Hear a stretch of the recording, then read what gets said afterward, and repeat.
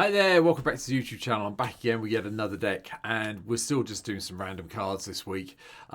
Yesterday's deck, as I said, would be played out on stream, and it will be at some stage. But are we getting fed up playing against dragons yet? Don't get me wrong, I've loved Tarkir, Dragonstorm, but I needed to build something because basically I keep losing to dragon decks at the moment, and it's frustrating. So, yeah, there's only one way really to deal with that, and that is with Karrthus, Tyrant of Jund. 4 black, red, and green for a 7/7 flying dragon that has haste.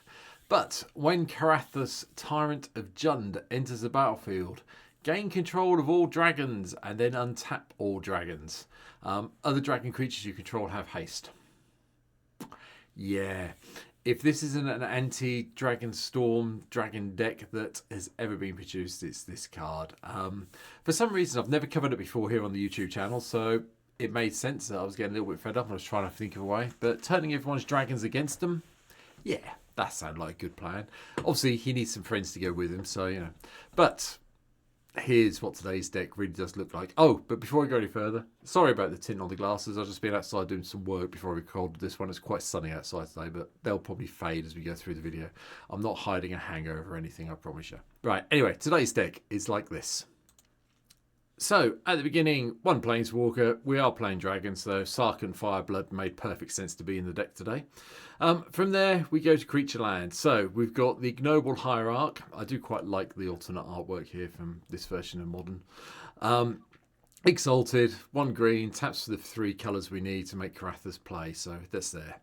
Minion of the Mighty is next. A 0/1 with Menace, but whenever Minion of the Mighty attacks, if you're attacked with creatures with a total power 6 or greater, you may put a dragon card from your hand onto the battlefield, tapped and attacking. Yeah, okay then. Because we're in red, we've got Dragon Lord Servant in the game to reduce the cost of our dragon spells. And then Goblin Archomancer also serves double purpose in here to cut the cost of our red and our green spells by 1. We've got the other ones I usually play if I'm playing red, which is Magda, the Brazen Outlaw, to get some treasures. And also Magda, the Horde Master. Whenever we commit a crime, we get a tapped treasure, and we can then sack 3 off to get a Scorpion Dragon. Dragon Speaker Shaman's in as well to cut the cost of a Dragon Stand, along with Nogi, Draco Zealot. I have said on several occasions now that when you see a red dragon deck of mine, you're going to see this. You're going to see the Goblin, the Dragon Lord Servant, the Dragon Speaker Shaman. They're just no-brainers if you're playing red and you're playing with dragons. Then we get to the first of the dragons. This is a Scorpion Dragon Rogue, and this is Akul, the Unrepentant, double black, double red. Flying a trample, sacrifice 3 other creatures. You may put a creature card from your hand onto the battlefield. Once a turn as a sorcery speed. Now, the reason we're doing this is if we've got someone who may be having Homeward Path in play against us. I mean, Karrthus does give us gain control of all dragons. That's just what happens. That happens, we get everyone. But if someone tries to take their dragons back, we've got a way at sorcery speed in this case to sack them off and get another creature from our hand into play. So that works. And you know, if you don't want to keep their dragons, you might as well sack them off and do anything else. Push, you can also sacrifice some of your other creatures if you need to. If you've got a dragon that will put it, you can get it from your hand into play and just win the game with. Then we've got Tushi, the Blazing Sky, for some treasures. And then we've got Vengeful Ancestor. Whenever the Ancestor enters the battlefield or attacks, go target creature. And whenever a goaded creature attacks, it deals 1 damage to its controller. Yeah, okay then. Happy with that plan. Bloomvale Regent comes in as well. Whenever this creature or another dragon we control enters, we gain 3 life. And we get to get 2 basic forests if we need them. Put 1 onto the battlefield and the other into our hand, if we want to do the claim territory side. Ganax is in again to get us even more treasures, along with the Gold Lust Triad, Myriad, Goldspan Dragon. I'm not going to go through these. You've seen a lot of these dragons before, especially recently. Kolgan, the Storm's Fury. I don't think I've played for a while. This one I do quite like. Whenever a dragon you control attacks, creatures you control get +1/+0 until the end of turn. Yeah, that's each dragon that attacks. So you do get a lot of bounce, power bumps when you've got Kolgan in play and things start happening for you. Kobold, the Fey Cursed, is also in as well. Whenever it enters the battlefield or attacks, sacrifice another permanent. This is also here, so if we've nicked dragons, we don't want them to get them back. We can just sack them off to Kobold as we attack. Terror of the Peaks and Twin Flame Tyrant. I'm not going to talk about them. You know what they both do by now. Wasitora, Nekoria Queen. Yeah, deals combat damage to a player. That player sacks a creature. Okay. If that player can't, you create a 3/3 black, red, and green cat dragon creature token with flying. Yeah, okay then. The usual ones, Ancient Copper Dragon's here, Kakushiko's here because we're in black, obviously. Lathis is here. Stormscale Sinian makes another appearance, hopefully do the whole storm bit. Zatora, the Incinerator, also makes an appearance today. At the beginning of your end step, you may sacrifice another creature. When you do, Zatora, the Incinerator, deals damage equal to that creature's power to any target, and you get 3 treasure tokens. Sack off one of the dragons you nicked from our Overlord, from our Tyrant, and deal some damage to someone and get 3 treasures. Yeah, okay, that's fine. Bladewind, Deathwood's Tyrant is also in. We'll probably end up some creatures in our graveyard at some stage. We get some little zombie black knight blockers. Bladewind the Risen just gives anything back that we have. Well, we might have had to sack our own creatures off, or something's been killed. We can get this back onto the battle. We can get one of them back onto the battlefield, which I'm happy with. Broodcaller Scourge also makes an appearance, just so we can get more permanents into play if we can, along with Canopy Gargantuan, because who doesn't like making your dragons even bigger with the +1/+1 counters in your upkeep? Darazag, the Reincarnated, is also here. We get the this gets exiled, we get the egg counter, and at the beginning of your upkeep, if Darazag is exiled with an egg counter on it, remove an egg counter from it. Then if it has no egg counters, you get to bring it back again. Yeah, okay then, that's fine. Dragonstorm, more of the flames is also in to chuck around the damage.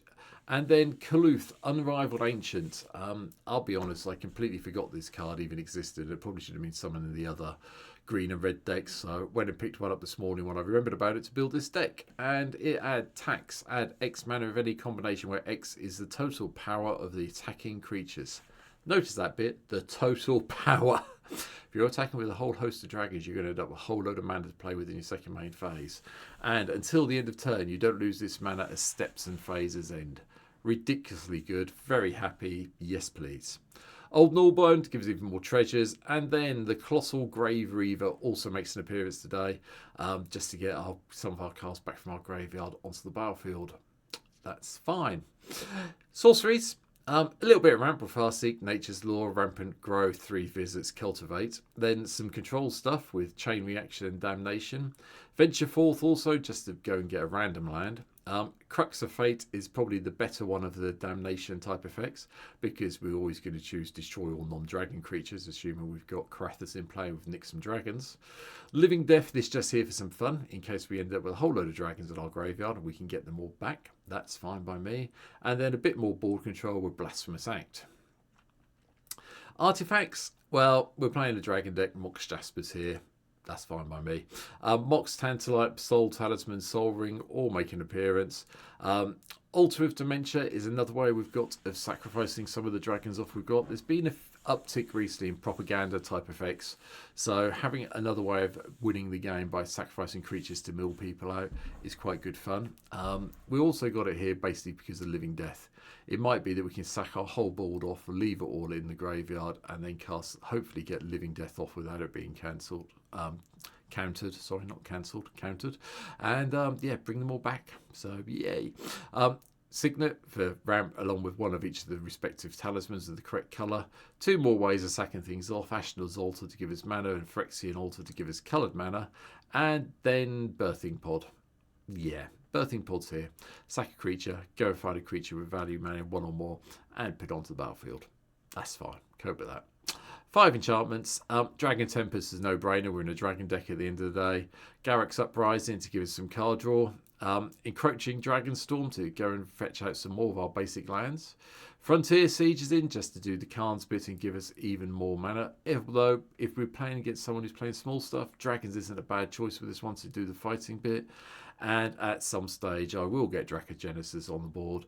I will be able to cast spells, with dragon spells without paying their mana costs. And I will survive until my turn again when I'll cast this card. It will happen at some stage, I'm sure. 36 lands in the deck, the usual selection of black, green and red lands, along with Arch of Volcanza to do a little bit more card draw, Bonder's Enclave because we will have creatures with power 4 greater to draw more, Crucible of the Spirit Dragons in, just so we can store up the counters and cast our dragons that way, Haven of the Spirit Dragon to return target dragon from our graveyard to our hand when it happens off, or give us the extra coloured mana we may need to cast our dragon spells. I have included my own version of Homeward Path in case someone decides to try and nick all my dragons. And then Mikoroku, Centre of the Season, and that's really it. There's nothing particularly fancy beyond that. No Reliquary Tower, no Temple of the False God. I think we'll manage without them for that deck, and that's where it is. As Karrthus is my anti-dragon deck, so yeah. What else can I say? If you're fed up, this may be the deck you want to play to stop everyone attacking you and killing you off with dragons. There are a lot out there. Just one little thing I will point out. The gain control of all dragons, because you're not targeting them, gets around Wall, Shroud, Hexproof, any of the dragons that have them, you'll still get them as your side of the board. I know we've had that question come up a couple of times when I've seen this card being played in paper, and yeah, it does work that way. But if you've watched this far, you probably know that already, so sorry for preaching to the converted. But that's it for today. I'll be back tomorrow. I've got a couple of requests, well, one requested deck and one updated deck to cover for this week. If I can think of anything good to do for later on in the week, I will do. But for now, thanks for watching. Please hit the subscribe button. If you want to see me play Karrthus, there's a link down below to Twitch. You can come see me play it over there at some stage. But for now, thanks for watching. Enjoy the rest of your day. And yeah, I'll be back tomorrow. Have a good one. Bye.